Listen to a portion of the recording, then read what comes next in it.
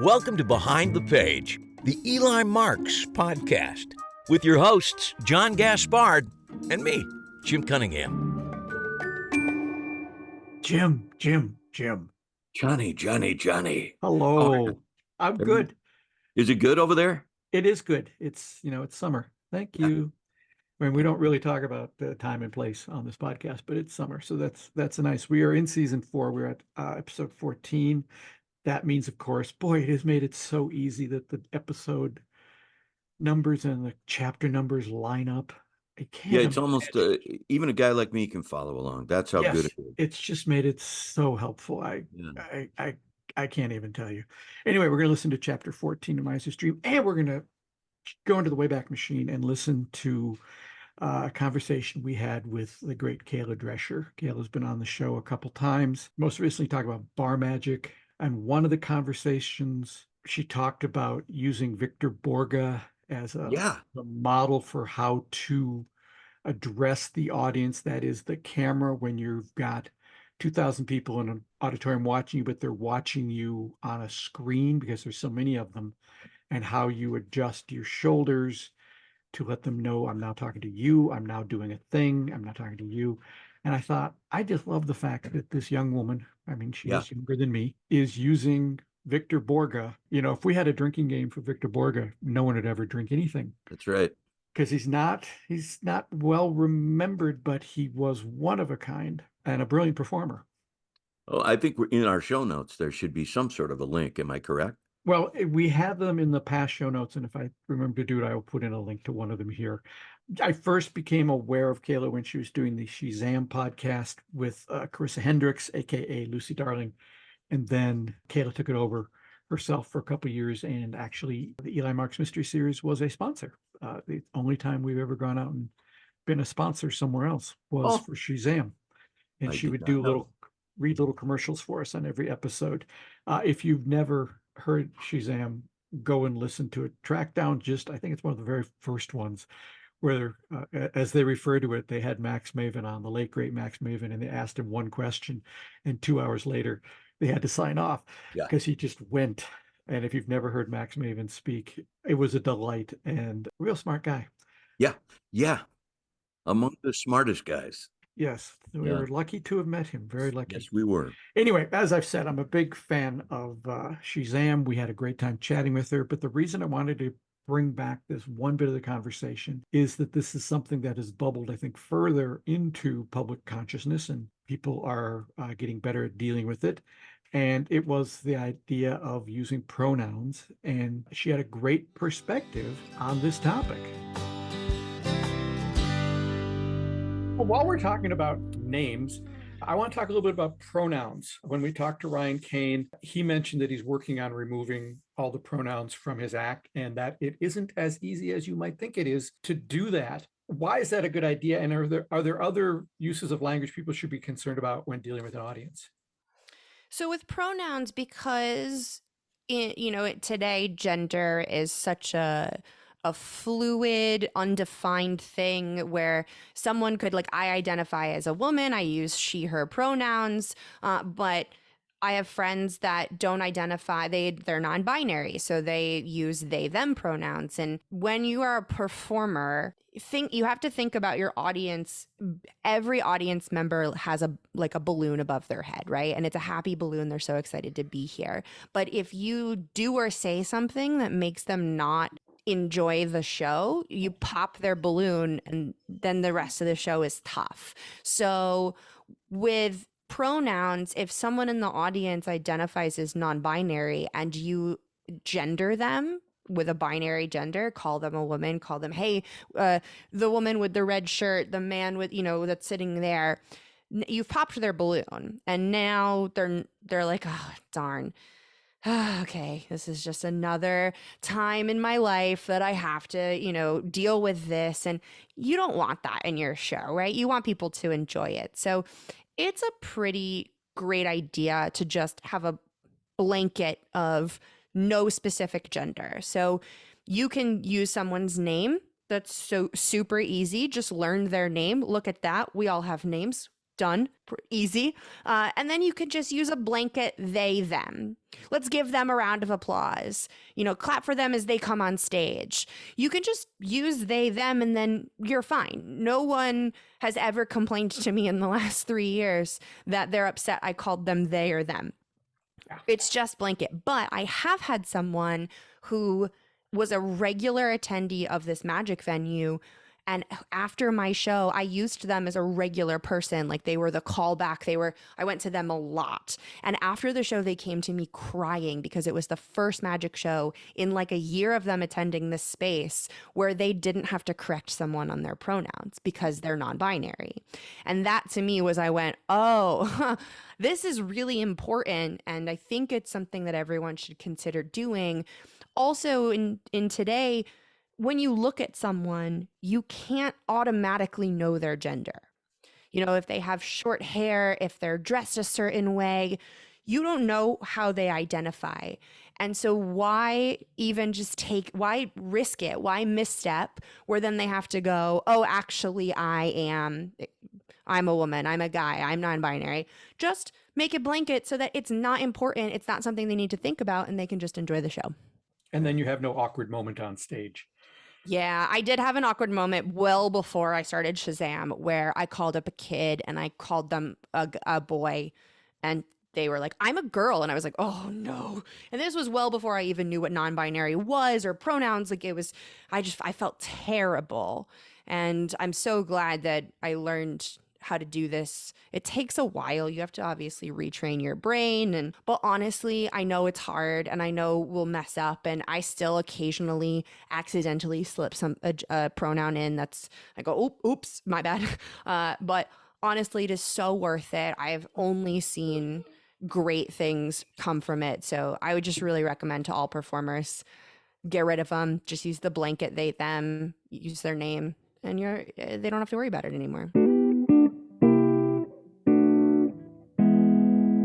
The simplest thing that she says there, that if you don't want to deal with anything else, it's everybody has a name. That's the way. Learn their name. And if you go, I can't remember names, go on eBay, pick up one of Harry Lorraine's memory books for $5, learn a process for learning people's names, and then you're done. You're just done at that point. You don't need to worry about it. Yeah, it is the simplest. It is the best because everybody responds to their name, whether they like it or not. You will turn if someone says your name. And so not only in stage work, but specifically as misdirection, I would think that using somebody's name could get them to look at you when you need them to. I don't know about the rest of the audience, but it's a powerful tool, and it cannot be underused given this conversation. Yeah. And I'll just point out, you probably don't remember this, and we won't give away the name we have a very special guest who's going to close out season 4, and we just recorded with this person. And this person, Jim, you probably didn't notice, but throughout our conversation, this person would say, well, John, here's what I was there. Jim, that's a very good point. And they used our names frequently throughout the conversation. Yeah. And they didn't have to. They No. sure didn't have to. That was their way of connecting. They had a thing to connect. It was the name, and they used that. And I know there's probably people out there listening to this going, oh, come on, even as performers, come on. Do I have to? Yeah, you do. Mm-hmm. We no longer throw trash out our windows like we used to in the 60s as we're driving down the highway. We've decided we don't do that anymore. That's a mistake. Don't do it. We all have come to that conclusion, and we all sort of abide by that. This is one of those things. The world has changed, and you, as a performer, have to keep up.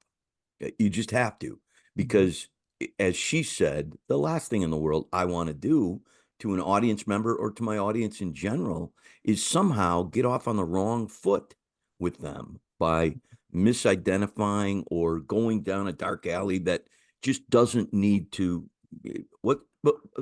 How about, are you busy? Which is usually my line. Are you busy at a show?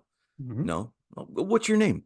And then I'm off because Yeah. I've never dealt with, are you a man? Are you a woman? Because she's right. Sometimes it's hard to tell, and it's hard to tell with kids. And if once you get the name, you're done. Let me ask you this. Have you developed a technique for remembering those names? You know, I've never really had a problem remembering names. And the other part of my life that has gotten a lot easier when I realized it's okay if for any reason I need to re-ask a question. Mhm. It just, I have stopped trying to pretend that I am, superhuman. And not that anyone would mistake me for superhuman, but those sorts of things where if I have to say, I'm so sorry, tell me your name again, I will. And I think that's a human thing. And I've never had an audience. It doesn't come up often because I get the name and I lock it in and I stick with it. And I can, at the end of the show, in general, thank all of the volunteers by name. If there's only 2 or 3 of them, but still, Yeah. I lock it in. It means something. Yeah, it's just good business, is what it is. It's smart stuff, and the best performers. Not that I am one, but the best performers, like the fellow who's going to round out our season, our special final guest. Mhm.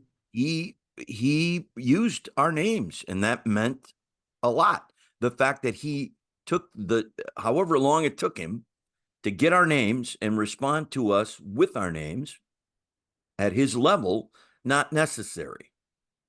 Well, I don't want to burst your balloon on this, Jim, but on a Zoom call, your name is on the bottom of the screen. But Oh my God, that son of a bitch. Where is it? I don't see it. I'm looking. It's not on your screen. On mine, there's a picture of Jim and it says Jim Cunningham, and I see mine and it says John Gaspard behind the page. And on his, it says that. What do I have? Some sort of old Zoom program here? I don't know. I don't see my name. Luckily, I know yours. You know, the stand-up comedian Jimmy Pardo, who does a lot of crowd work, his trick is I'll just pretend I'm him. Sir, what is your name? Ed. Ed. Traditional spelling, Ed? ED, yes. Okay, great, Ed. So he's now found a way to say the guy's name 4 times, Yeah. just in rhythm with what he's doing. Ed, traditional spelling, Ed. Okay. Boom. He's reminded himself the guy's name 4 times. That's pretty great. Yeah, and it's just something he does, and he always knows their name. Anyway, here are 2 people who aren't, I'm not a magician. I don't perform. You only perform sometimes. We're telling magicians how to run their lives. That's what we do. That's Yeah. what we do. That's the job of a consultant, I think, is Yeah. not to know anything, but tell you how you should run your life.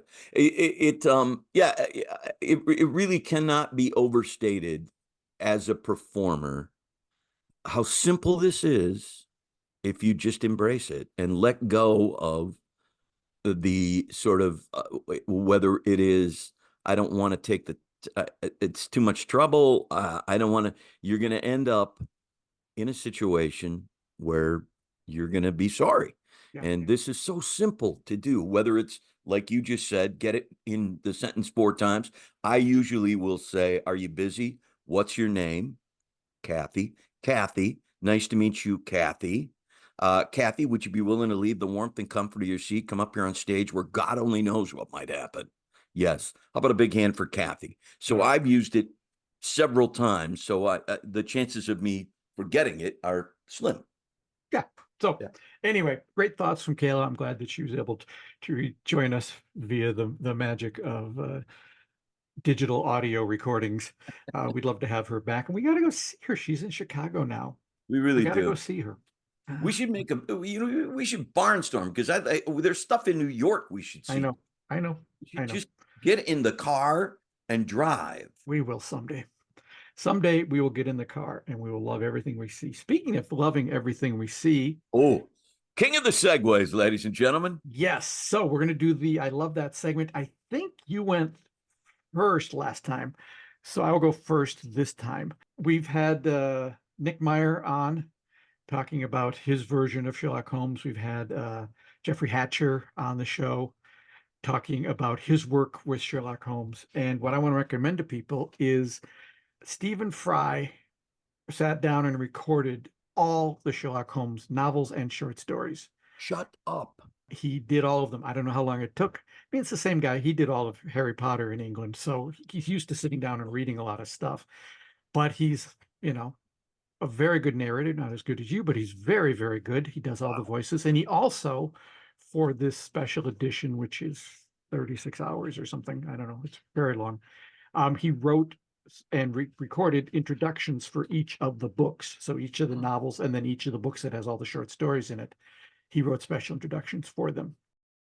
A Study in Scarlet. Forward by Stephen Fry. Like many schoolchildren who discovered the world of Sherlock Holmes, I set about it in quite the wrong order. I started somewhere in the middle and only found the beginning later, which made it all the more exciting when I did stumble across the origins of it all in the form of this story, A Study in Scarlet. It tells how John D. Watson, or is it James Watson? We will come to the troubling discrepancy in the good doctor's first name another time. It tells how Dr. Watson, an army medical officer recently discharged from the wars in Afghanistan. And I highly recommend it. I got it really cheap off Audible one day, but I'm sure you can get it at the library as well. I skipped over the novels because I've already read them, and I'm not, as I said in our Nicholas Meyer episode, I'm not a huge fan of the novels, except for Hound of the Baskervilles. I'm not wild about them, but the short stories are fantastic. And if you listen to them, listen to Mr. Fry read them, and if you're familiar at all with the Benedict Cumberbatch series, you begin to realize how they cherry-picked from those short stories to come up with 4 seasons of Sherlock, because they just picked a little from here and a little from there, and there's a reference here and there's a reference there. It's full of Easter eggs from the Sherlock series. So I love it. This episode, Stephen Fry reading all of Arthur Conan Doyle's Sherlock Holmes stories. Well, strange as it may seem, that's mine too. No, I'm kidding. When you went first, I thought, what if he says the one I'm thinking of? What am I going to do then? Well, we'll deal with it. I'll have to dig. I'll have to dig in and try to find it. I'm taking enemy fire. I can't. I don't know if you have watched on Hulu it's actually a CNN series, Stanley Tucci touring around Italy. I'm Stanley Tucci. I'm fascinated by my Italian heritage, so I'm traveling across Italy to discover how the food is as unique as the people and their past. We're hungry, right? Starving. Come with me as I taste the flavors of the land and sea. Let's go fishing. To discover what the food tells us about the people that craft it. Wow. And its distinct regions. The maestro is making a pizza for me. Oh my God. That's one of the best martinis I've ever had in my life. If you don't believe in God, you believe in tortellini. It's like a religion. Oh, wow. This dish tells a story. Ciao, ciao. It has survived the darkest of times. That's the best sushi I've ever had. A new CNN original series, Stanley Tucci, Searching for Italy, Sunday at 9 on CNN. Gee whiz. One of the biggest joys of my life is watching that show. I'm in my 3rd viewing of it. Now, having said that, we are planning a trip to Italy that will last 21 days. So there's reason to rewatch it, but it's my 3rd rewatch. Mm-hmm. He's charming. My only advice to you is if you're going to seek this out, do it on a full stomach, because the food is so incredible that he shows you that in these restaurants that he finds, that if you are not satiated, you got to pause and go into the kitchen and find something, anything, ketchup on a spoon, whatever. You come back with a bowl of Captain Crunch. That's exactly right. It's so good. Yeah, my wife and I are enormous fans of the show, and we're waiting, thinking there was going to be another season, but I have read that no, there's no more coming.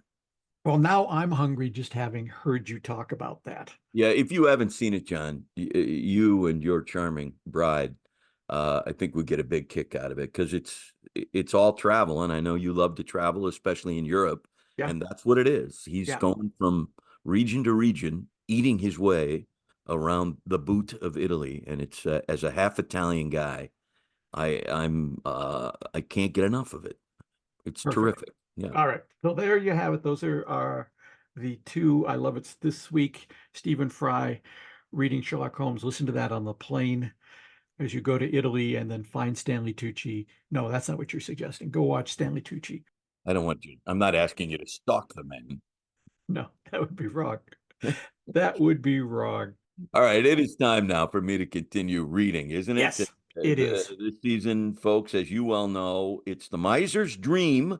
But if you're tuning in, it's always a good idea for John to recap the chapter we did in the last episode of Behind the Page. It was that was 13. That was chapter 13. That's where he met the executive Sherry Lisbon at Bimax, talked about her method of swooping in and trying to outbid people at the last minute. And it wasn't a great experience for Eli. He didn't really like hanging with her. And that takes us from there right into chapter 14.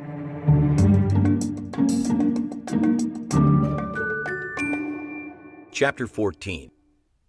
The recent snowfall meant parking restrictions were now in place again on Chicago Avenue, with parking allowed on the even side of the street only to make way for the snowplows.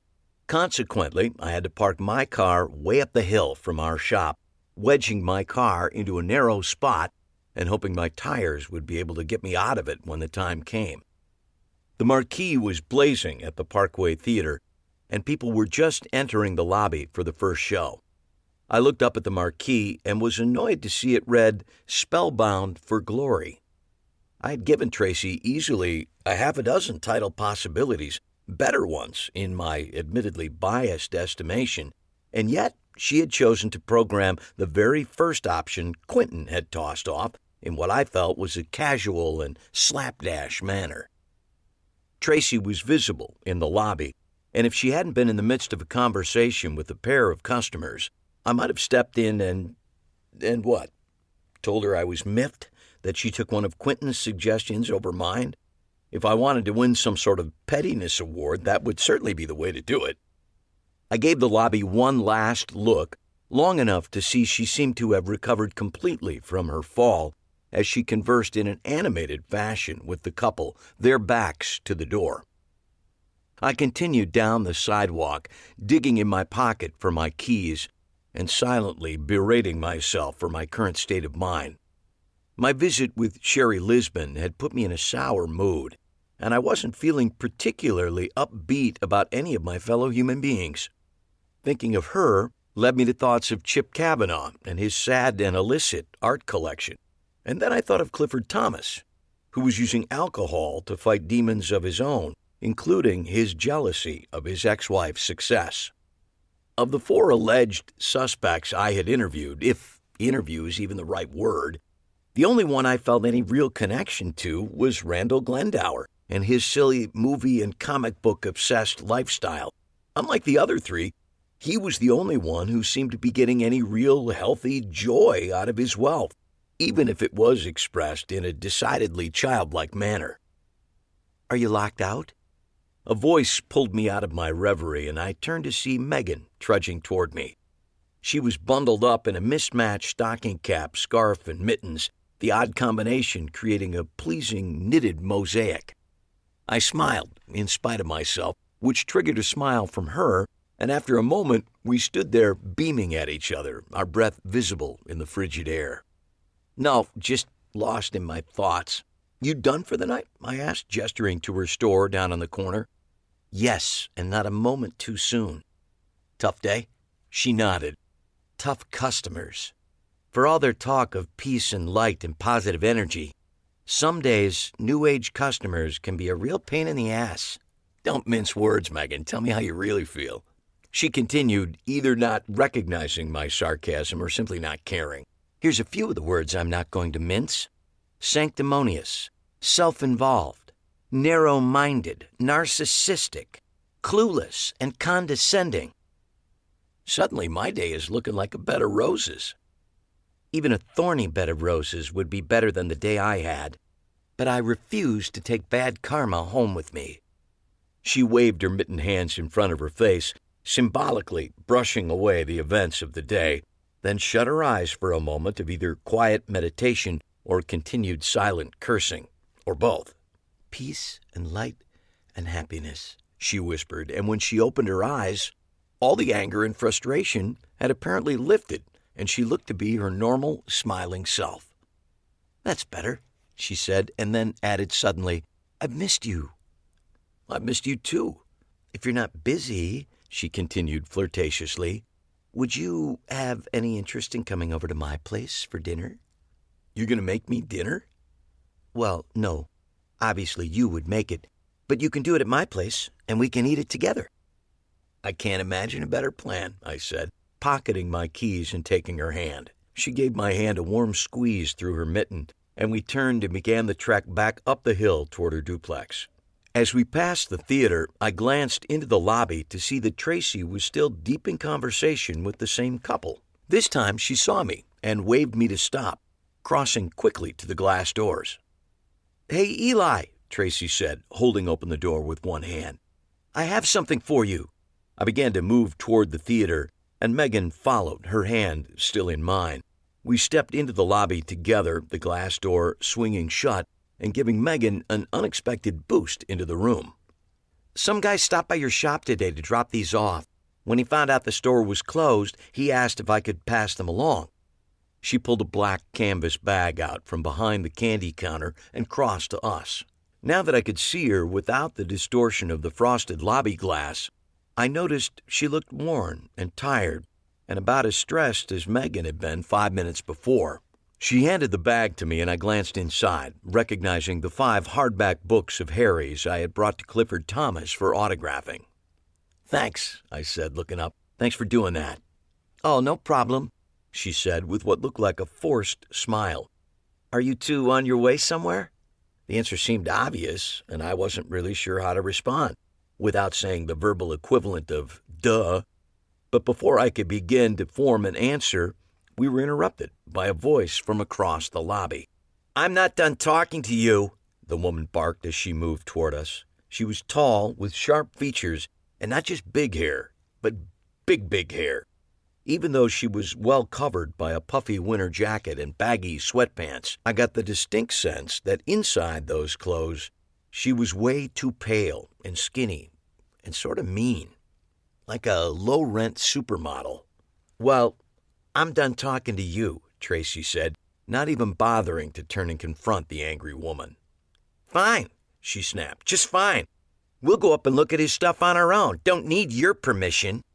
Tracy still refused to turn around, but she amped up the volume in her response. "First, you do need my permission. And second, if you want to go through Tyler's effects, you'll have to take it up with the police or his estate or whatever." The skinny woman froze in her tracks and turned back slowly, providing me with the time to get a look at her companion. He was thinner than she was, but in his case, he seemed to come by it naturally. He had a hawk nose, a scrawny goatee, and he wore the now standard hipster hat. Is it a trilby? A fedora? Whatever it is, it was way too small and made his head look overly large. "They aren't his effects," she said, placing her hands defiantly on her non-existent hips. "They're my effects. Mine to take, mine to keep." This statement was outrageous enough to make Tracy turn and look at the woman for the first time since we'd stepped into the lobby. "Really?" she said, her voice still quavering with anger, but now back down to a normal register. "And why is that?" The woman eyed the 3 of us and then turned her glare directly on Tracy. "Because Tyler James is my husband." This statement hung in the air for what seemed like a long time. 2 other patrons, obviously recognizing the tone of the tableau as they headed into the lobby to buy a snack, quickly turned and headed back to the relative safety of the auditorium. "Regardless of your alleged marital status," Tracy said, closing the distance between herself and the scary duo, "you are not entering that projection booth without a police order." The twosome mirrored her actions, the man less confidently than his companion, so the three of them were now in a tight configuration in the middle of the lobby. "We'll see about that," the alleged Mrs. Tyler James hissed. Megan gave me a look and a head nod, which could have meant either "let's get out of here" or "get in there and do something." I was hoping it was the latter, but when she tilted her head at the growing fracas, I realized my options were down to one. Against my better judgment, I stepped into the middle of the hostile trio. Okay, let's just everybody calm down, take a breath, and, well, calm down," I said, sensing immediately that my future as a professional negotiator was limited. "I'm sure we can sort this all out like adults." "Mind your own business, clown." This was said by Mrs. James' surly companion, and I was tempted to point out, with his tiny hat on his oversized head, he resembled a clown far more than I did, but instead I attempted to use humor to deflate the situation. Hey, I said, using my "hey, we're all having a good time here" tone. "Watch it. Some of my best friends are clowns." If nothing else, this got their attention, and they both turned toward me as Tracy stepped behind me. "Why is this any business of yours?" Mrs. Tyler James asked, and her companion nodded menacingly in support. That's a good question, I thought. Really an excellent notion. Why was this any business of mine? Feeling the need to supply some justification for my presence in this conflagration, I finally stammered, "Well, I found Tyler's body." This must have given me some small sense of authority, for the woman turned her full attention on me as Tracy faded behind me. "He's got some of my stuff," she said. "He's got stuff at my place, I've got stuff at his place, and I want to get my stuff." "I thought you said you were married to him," I asked, more intrigued than I really had any right to be. "Why do you live in different places?" This led to a deep sigh and a shake of her unruly hair. "It's a sad situation. We were separated on a temporary basis in order to work individually on some recurring issues in our relationship." I gestured toward the lanky hipster to her left, who had been nodding in agreement at her pronouncement. "Who's this? Your marriage counselor?" She clucked her tongue and sighed heavily. "Gunnar is a dear platonic friend who is helping me through this very stressful time," she said, using a phrase I suspect she had taken from countless celebrity tabloids. Gunnar dutifully nodded in concurrence. "Really?" I tried to make this sound like I was agreeing with her, but she must have heard the sarcasm buried deep beneath it. "Hey, don't think Tyler didn't have his own share of tramps, morons, and nitwits during our separation," she added defensively. Gunnar again nodded along and then stopped in mid-nod as the full weight of her statement landed. He had no time to really consider it, as the widow James was just getting warmed up. "As Tyler's legal common-law wife, I have every right to reclaim items which might have been in his possession at the time of his demise, but which are, in reality, my property. The police wouldn't let me into his apartment," she continued, gesturing in Tracy's direction. "But I'll be damned if this tall drink of bathwater is going to prevent me from reclaiming my personal property from my late husband's place of employment." She and Gunnar made a move toward the stairs to the booth, but I quickly sidestepped and put myself in their path. "Look, nobody wants any trouble, least of all me," I said quickly. "But if you persist in this course of action, I have to warn you, I'll have no other option but to call the police." "And if you don't get out of my way," Gunnar growled, "I'll be forced to punch your lights out." He curled the fingers of his right hand into a fist and held it in the air in some sort of pre-punch pose he might have seen in a movie. "I would not recommend that," I said in what I hoped was a firm voice, free of any errant high-pitched cracking. "I have several close friends in the police department, and I can assure you I have them on speed dial." As if to prove my point, I pulled my phone out of my pocket and held it up in the air, like that might scare them, it being a phone and all. Oddly enough, it did. First, Gunner's eyes went wide, and then Mrs. James's face began to pale as well. They began to back away from me. So I advanced on them, holding up the phone the way Professor Van Helsing would hold up a crucifix to ward off Count Dracula. Let's just put this little incident behind us. You two hit the road, or I hit the speed dial button, and it's number 1 on my speed dial, and you can tell the rest of your story downtown with the one and only homicide detective Fred Hutton. This last threat must have done the trick as the motley pair turned and burst through the lobby doors and out into the falling snow. They scurried across Chicago Avenue and disappeared into the night. With people like that, I said confidently, turning to Megan as I returned my trusty phone to its resting place in my coat pocket, the threat of the police is always a strong motivating factor. Megan smiled and nodded and then looked from me to Tracy. I turned to look at her and realized that during the course of my short exchange with the duo, she had ducked behind the candy counter. She had returned with a very solid and menacing baseball bat, which she now slung casually over her shoulder. I suspect her pose moments before had been far less relaxed and was likely the actual motivating force behind the couple's quick departure.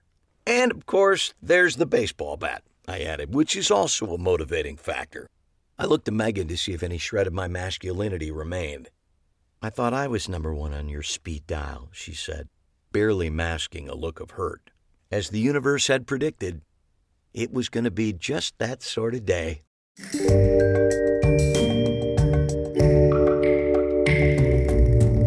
If I haven't mentioned this before, and I'm sure I have, we just spent some time in the lobby of the Parkway Theater. The Parkway Theater is a real place and is a really thriving place. As we're recording this now, they do events every night of the week. They do movies, they do live events, they do music, they do comedy. My wife and I went and saw Sarah Sherman from Saturday Night Live do a very profane but very funny live show at the Parkway. The theater's been around forever. I mean, long before I was born. I knew the owners in the 70s, and I got to run the projector a few times. Did you really? I did. They had at the time, there were new style film projectors where instead of having to change a reel every 12 minutes or whatever it was, they had these huge discs and the film would all be spooled onto the disc, and you just had to make sure that it was threaded properly. And then you just hit the start button and you hit the house light button and then you hit the curtain button, and all of a sudden you're listening to the Rolling Stones playing as Hal Ashby's movie Coming Home. It comes up on the screen. It was really, wow. It was fun. So if you're in Minneapolis and you're looking to see some of the sights from the Eli Mark series, stop by the Parkway Theater and have some popcorn and listen to some music or see a movie there. It's a delightful place. This is just coming to me now. I'm an idea man, Chuck. Yeah. I'm an idea man, Chuck. All right? I get ideas all day long. I can't control them. It's like they come charging in. I can't even fight them if I wanted to, you know? So I say them in here, and that way I never forget them. See what I'm saying? We ought to give tours. If you come to Minneapolis, contact us through the web, and we'll give you a guided tour of the Eli Marks from the government center where Deidre works to the steps to whatever you want. We'll show you all the steps Parkway. at Penn Avenue. We'll go to the theater. We'll go all the way to the caves in St. Paul. Absolutely. And out to the Renaissance grounds where the movie was being shot. I will. I'll drive. I got a Ford Flex, and I know what to do with it. All right. Well, you know where to find us. Email if you're interested in that new feature from Behind the Page, the one-on-one guided tours. 2-on-1. I can't imagine there'd be more than one person interested, and there's 2 of us. So yeah, it won't be awkward at all. Speaking of not being awkward, you know what's coming next. I never do. So this is as exciting for me, folks, as it is for you. What's next? What's next is I've meant to have him on for 4 years, and it's just the scheduling's never worked because he's very busy. His name is Joe Diamond. He's a mentalist. I love Joe Diamond. In the Chicago area. He came and did Sunday Night Magic a couple times with David Parr. He drove a nail up into his head via Yes. his nose, and I never need to see that again. But he has a unique focus on mentalism, and he also has some really good promotional skills that if you're trying to promote yourself, watch what Joe Diamond does, because he's really, really good at that. So next time we'll talk to Joe Diamond. He's going to do a trick for us live on the air, I believe, that you can play along with at home. And then we will hear, what do you think, chapter 15 of The Miser's Dream. Yeah. Okay, well, I'm tuning in. I know that. Yeah, that would be great. We'll see you all next time. Take care. Aren't you going to say goodbye? Goodbye. You want to say a little bit louder? Like a little bit louder. Want to say a little bit softer? A bit softer. Now say goodbye. Goodbye, everybody. This has been Behind the Page, the Eli Marks podcast, with your hosts, John Gaspard and Jim Cunningham. Produced by Alberts Bridge Books at Grass Lake Studios. Find this podcast and all the books in the Eli Marks series at EliMarksMysteries.com. That's ELIMARKS Mysteries.com. And thanks for listening.